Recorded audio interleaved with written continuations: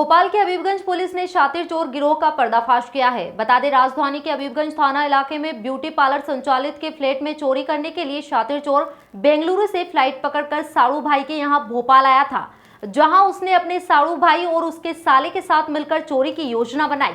इसके बाद beauty parlour संचालिका के फ्लैट से 20 लाख रुपए की कीमत का सामान चोरी किया और गहने निकालकर तिजोरी तालाब में फेंक दी। मामले में पुलिस ने आरोपी जीजा साले को गिरफ्तार कर 20 लाख रुपए का माल जब्त किया है। हबीबगंज थाना प्रभारी मनीष राज सिंह भदौरिया ने जानकारी दी। निम्मी अमायरा जब भोपाल लौटी और फ्लैट के अंदर पहुंची तो देखा कि बेडरूम का पूरा सामान बिखरा पड़ा हुआ है। अंदर तिजोरी नहीं मिली, जिसमें नकदी और सोने हीरे के जेवर समेत अन्य कीमती सामान रखा हुआ था। अज्ञात चोर फ्लैट के किचन में लगी खिड़की के कांच तोड़कर अंदर घुसे और चोरी की वारदात को अंजाम दिया। पुलिस ने मामले की जांच करते हुए आसपास लगे सीसीटीवी फुटेज खंगाले और मोबाइल कॉल डिटेल खंगाली। पुलिस ने कॉल डाटा के आधार पर रेतघाट के रहने वाले उमर खान, अयान खान को हिरासत में लिया। दोनों ही आरोपी रिश्ते में जीजा साले लगते हैं।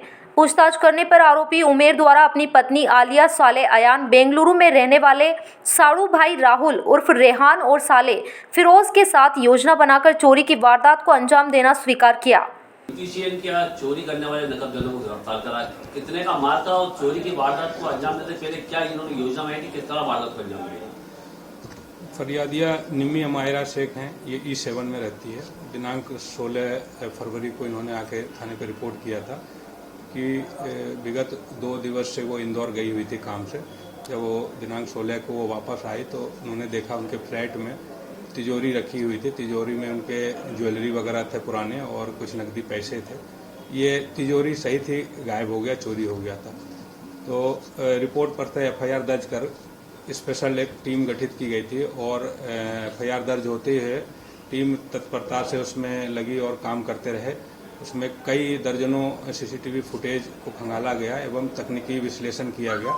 इन सभी आधार पर प्रथम दृष्टिया उसमें 2 व्यक्ति इसमें स्पष्ट हुए थे, उमेर खान और अयान खान। दोनों को अभिरक्षा में लेकर पूछताछ किया गया, तब ये खुलासा हुआ कि इसमें कुल 5 लोगों ने मिलकर इसमें चोरी की वारदात को अंजाम दिया था, जिसमें 2 की गिरफ्तारी भी, उमेर खान और अयान खान की गिरफ्तारी हो चुकी है।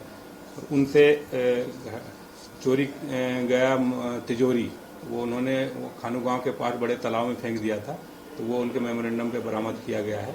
और ज्वेलरी, करीबन ज्वेलरी और नगद, और उन्हीं से उन्होंने एक गाड़ी भी, मोपेड भी खरीद लिया था लगभग 80-85 हज़ार में।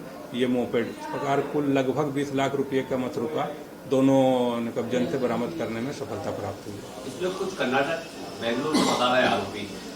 हाँ, इसमें जो एक अभी फरार है, इसमें राहुल उर्फ रेहान, ये इन्हीं के रिलेटिव हैं। ये सभी 5 आरोपी आपस में रिलेटिव हैं। ये तो वो फ्लाइट से यहाँ पे आया था और इसमें से कुछ माल लेके वो वहाँ बेंगलोर चला गया था। हमने टीम को बेंगलोर भी भेजा था और वहाँ से चूंकि उनको भनक लग गया था, टीम आई है, तो वहाँ से वो फरार हो गया है।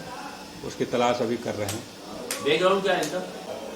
ये अभी आपराधिक जानकारी इनसे प्राप्त संबंधित थानों से कर रहे हैं, परंतु ये काफ़ी इनके जो फरियादिया के भी संपर्क और पहचान वाले हैं, ऐसी जानकारी प्राप्त हुई है। इसलिए इनको ये पता था कि उनके यहाँ तिजोरी में ये रकम रखा हुआ है, तो मौका देखकर इन्होंने इस घटना को अंजाम दिया। इसमें कुछ डायमंड्स की ज्वेलरी भी थी? हाँ, इसमें हीरे जवाहरात हैं और एंटीक टाइप के कुछ ज्वेलरी हैं, पुराने हैं ये, और प्लेटिनम के भी ज्वेलरी हैं। तो ये सभी मात्रा में, संख्या में कम है, परंतु उनका मूल्य ज़्यादा है, इसलिए करीबन ये 20 लाख के मूल्य का ये जेवरात हैं जो जब्त किया गया है। सर, भोपाल के आरोपी और बेंगलोर के आरोपी से कनेक्ट कैसे हुआ इनका आपस? बेंगलोर में जो है वो वहाँ काम करते, मूलतः वो भी यहीं के रहने वाले हैं, उनके रिश्तेदार हैं वो। तो ये आपस में कनेक्टिंग कैसे हुई?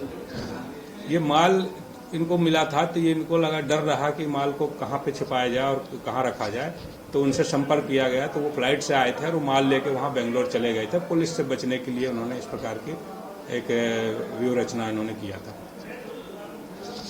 तो उम्मीद लगाई जा रही है और चोरी की वारदात खुलासा हो सकता है पुलिस से? अभी वो तीनों आरोपी फरार हैं, उन तीनों की गिरफ्तारी के प्रयास किए जा रहे हैं। उनसे और शेष जो उसमें माल बचे हुए हैं वो बरामद करने का प्रयास करेंगे, और आगे भी अगर कोई इस प्रकार की घटना अगर किया है इन्होंने तो संबंध में पूछताछ की जाएगी।